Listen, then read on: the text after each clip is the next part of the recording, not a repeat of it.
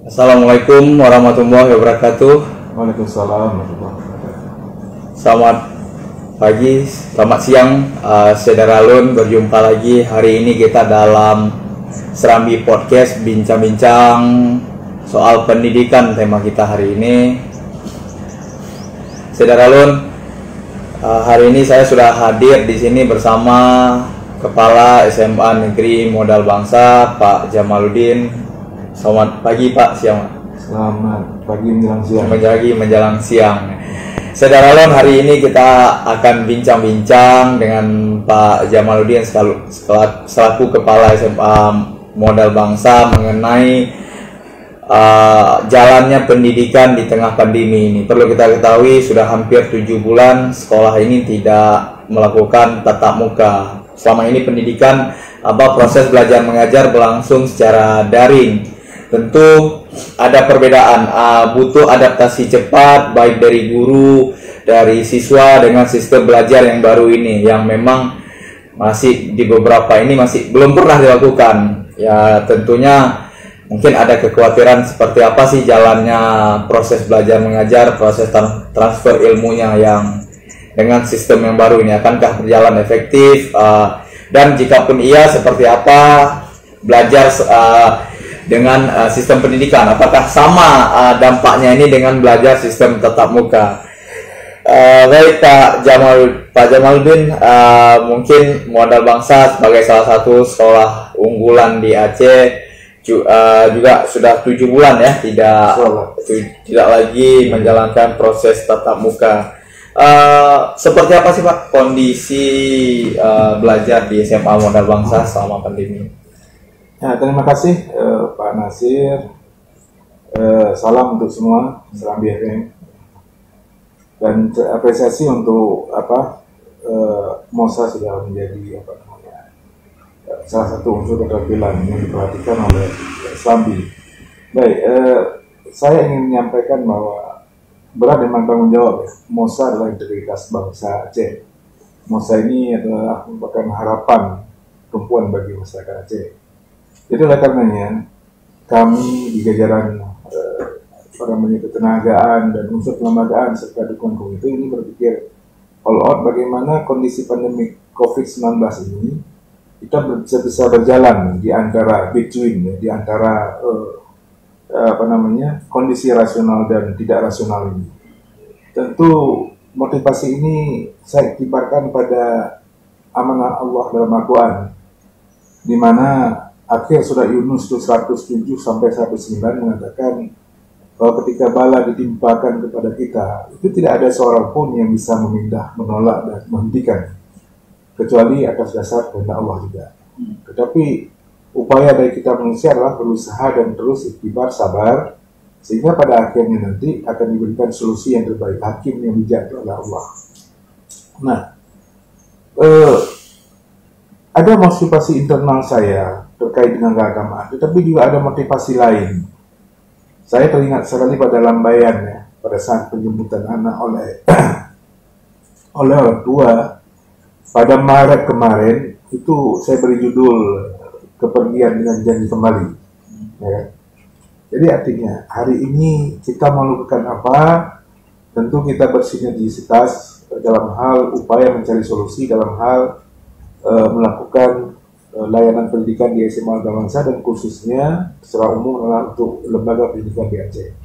Saya ingin mengatakan kepada kita semua, masyarakat Aceh, lembaga pimpinan daerah, bahwa ketika kita bicara merawat mutu pendidikan, kita tidak mulai dari itu. Mari kita melihat bahwa apakah semua sekolah akan mampu merawat mutu? Apakah semua orang akan mampu merawat diri? Saya katakan, yang terpenting hari ini, tolong diperhatikan oleh pemerintah dan satuan pendidikan yang ada di Aceh, sekolah-sekolah, bahwa pastikan sekolah itu ada yang mengelola, ada empu, pemiliknya, itu hari ini kepala sekolah. Yang kedua, coba kawan-kawan kita semua pastikan sekolah itu terkelola, ada proses PBM, ada layanan proses PBM. Ya kan? Persoalan pendekatan apa, daring, luring, dan sebagainya, ini dipulangkan pada konteks-konteks kekinian yang dimungkinkan. Ya, yang ketiga baru kita berbicara mungkin pada sekolah-sekolah tertentu ya. Di daerah perkotaan, pedesaan mungkin berbicara masalah mutu pendidikan.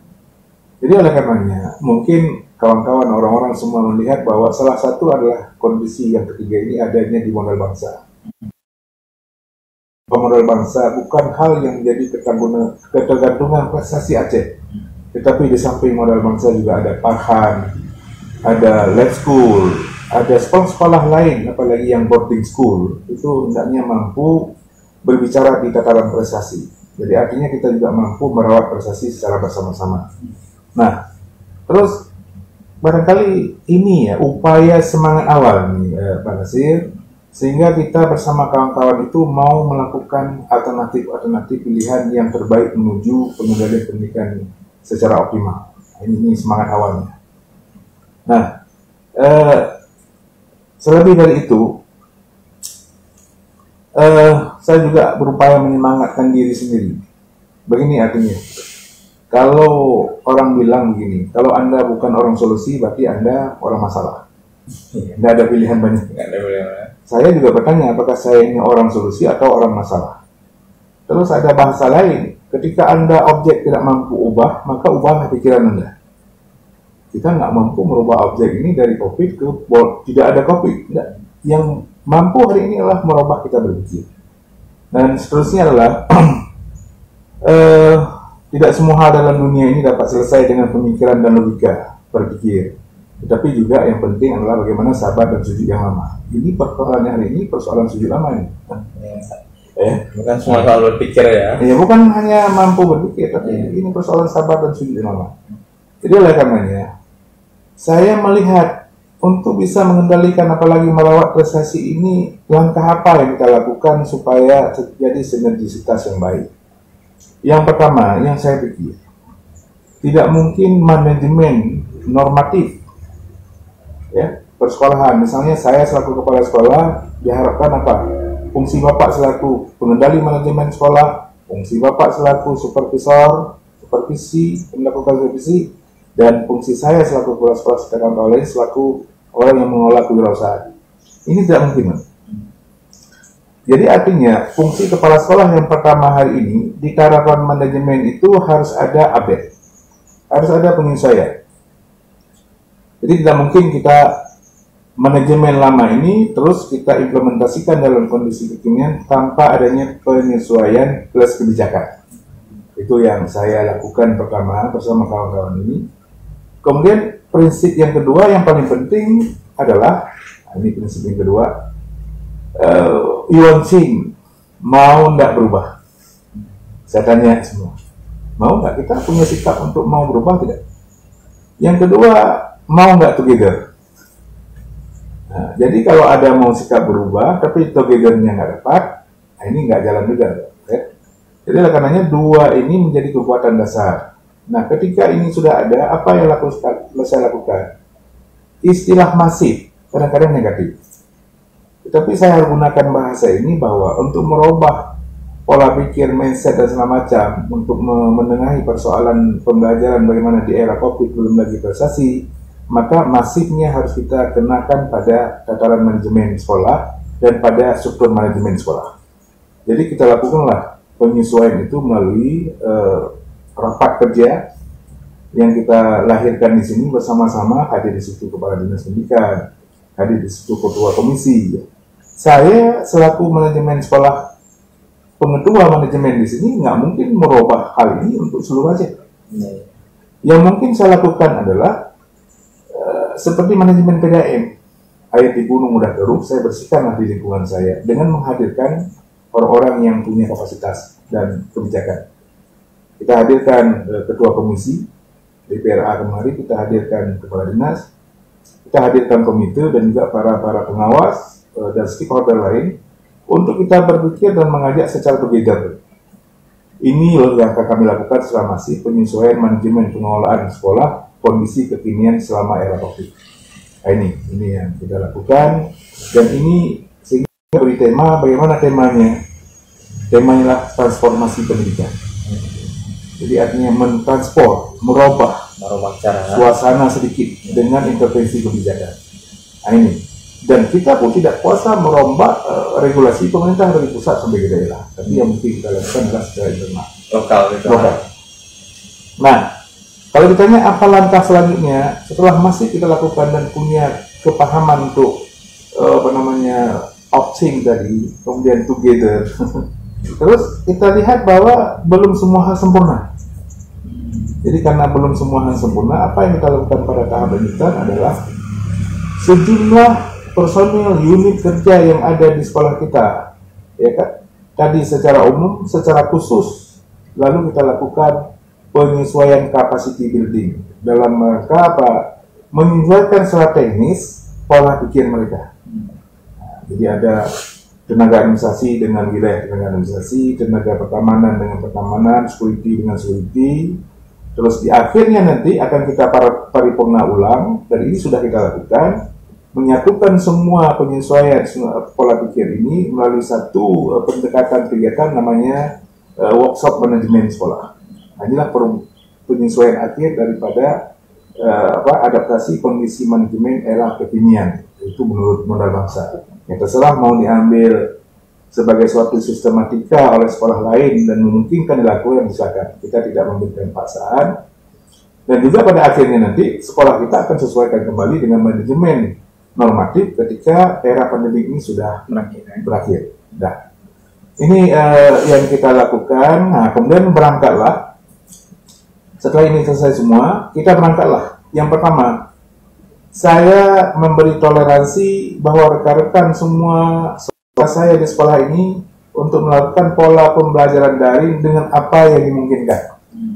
Kalau bisa aplikasi, pakai aplikasi. Itu saya beri toleransi di saat Maret sampai libur bulan Ramadan. Walaupun guru agama tidak kita liburkan karena ada kegiatan. Jadi kita persilakan. Oh, mampu hanya WA group, ya silakan.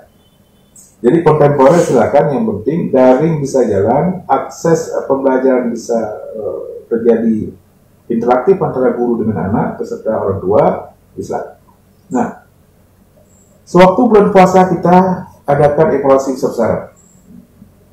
Kita lihat efektivitas dan tidak efektifnya di mana. Nah, ternyata kita punya sepakat. Berarti dalam bulan puasa itu kita godok sebuah sistem pembelajaran ketika anak nanti tahun baru kita bukan tatap muka, akhirnya terjadi proses pembelajaran di era tahun pelajaran baru. Maka kita sepakat dan melahirkan sebuah sistem pembelajaran yang hari ini saya salut kita ada tim IT di sini, mereka mau merancang sebuah sistem pembelajaran melalui Google Meet, semuanya dirancang secara kesepakatan bersama, sehingga insya Allah memasuki tahun pelajaran baru, semua kondisi yang kontemporer, kita sudah menuju ke suatu sistem yang kita sepakati. Yang sudah terbentuklah sistem. Terbentuk sistem, dan tidak ada lagi guru yang mengajar menurut suka-suka dia secara WA, nggak boleh. Ya, itu sudah ada sudah ada arah. Ini ya. Sistem Mosaik kita pakai. Ini kronologisnya sampai begini. Tentu saya juga apresiasi kepada tim kurikulum kita yang bekerja sangat konsisten. Terus kita dalam waktu 1 bulan kita evaluasi, Pak. Di mana titik lemahnya? Ternyata ada guru yang sudah sangat mampu dan tidak. Nah, apa upaya sekolah? Merehab, memperbaiki semua sistem jaringan sekolah, termasuk update internet, kita kerjasama dengan Telkom. Yang kedua adalah kita melihat bahwa guru yang kurang mampu IT, apalagi yang tua-tua yang mau pensiun, ini sama sekali tidak kita marginalitaskan. Tetapi yang kita lakukan apa? Melahirkan tim pengimbas 6 orang. Jadi tim pengimbas itu setiap hari dia stay di sekolah. Membantu kawan-kawan kita, saudara kita yang hari ini bukan mereka tidak mampu, tetapi karena batas usia dan juga kondisi waktu. Jadi tetap dinampingi. Namun pendampingan itu terukur juga dengan bagaimana target 6 kali pendampingan dia bisa mandiri. Guru tersebut bisa mandiri. Tidak terus-terusan. Tidak terus-terusan. Nah, upaya-upaya ini terus kita lakukan, termasuk membekali tenaga-tenaga guru dengan kuota-kuota internet dari 3 level kita berikan. Ada kelompok guru biasa, ada kelompok tim kurikulum, ada satu lagi kelompok tim manajemen. Dalam ini kita beri layanan dalam finansialnya agak berbeda karena tanggung jawabnya juga berbeda. Nah, terus apa fasilitas alat-alat guru yang tidak optimal kita berikan daya dukung di sisi perangkat. Dan akhirnya kita juga menyediakan bahwa stay 3 laptop, kemudian standby peralatan pendukung lain pada setiap saat guru mengajar, dan kita bentuk tiket khusus. Ya. Tiket khusus mengendalikan sistem pembelajaran di model Mangsa. Jadi pembelajaran ini bisa diakses. Saya bisa akses semua, tim kurikulum bisa akses semua, dan kita bisa lakukan monitoring dan evaluasi di dalam sebuah sistem tersebut. Jadi agak simpel dan memudahkan, tetapi ada hal yang tidak tercapai ketika kita evaluasi pada lanjutan. Karena substansi pembelajaran kegiatan kita untuk melakukan PBM ini kan ada 2 hal penting. Bagaimana proses pembelajaran terjadi dan juga mendidik juga terjadi. Nah, hari ini mohon maaf mungkin hal yang belum kita mampu sempurnakan di proses mendidik. Karena apa? Tingkat tatap muka, rasa ya, mentalitas, terhubungan emosional itu agak berbeda. Sehingga boleh saya katakan mungkin persoalan mendidik itu kecapaiannya mungkin sekitar 35%. Nah, dan sejarah sudah membuktikan dan menjadi pilu pada hari ini Pak Nasir, apa yang kita lihat? Saya merenung ketika 2009 itu semua sekolah tertutup, kegagalan kita ketemu dengan anak-anak dan segala macam, tidak ada istilah daring. Tidak ada kan masa waktu, mohon maaf, bahwa Aceh ini sesuai dengan Al-Baqarah berapa 155 kalau tidak salah saya, bahwa Aceh sudah diberikan ujian-ujian yang bertubi-tubi, konflik, tsunami, dan hari ini diuji lagi sesuai dengan Al-Baqarah tersebut pada hal ketiga itu pandemi COVID-19. Ini kehendak Allah dan terus diberikan ujian karena kelapaan kita juga mengingat Allah mungkin. Tapi yang perlu kita renung bahwa kegagalan pada saat konflik kemarin 2009 dan beberapa tahun kita sudah gagal juga memberikan intervensi mendidik kepada anak. Maka kalau Pak Nasir dulu salah, ini pasti generasi 2009. Dan saya sangat prihatin ketika tahun 2020 ini mungkin, apakah masuk 2021, ini ada tercetak lagi generasi yang juga agak bermasalah. Berarti Aceh, secara khusus Aceh, mungkin secara nasional masalah pandemi menyeluruh, tetapi Aceh dititipkan 2 kegagalan kesempatan mendidik kita. Era 2009 dan era 2020 atau 2021, dan ini akan menjadi membekas pada sikap generasi ke depan. Ini kita juga lembaga pendidikan, ya, pemerintah melalui dinas pendidikan, dan saya berani mengatakan mohon maaf dan mohon bantuan orang tua untuk memberikan kontribusi dan mencukupkan amanah-amanah mendidik ini. Kita minta daya dukung orang tua atau keluarga di rumah.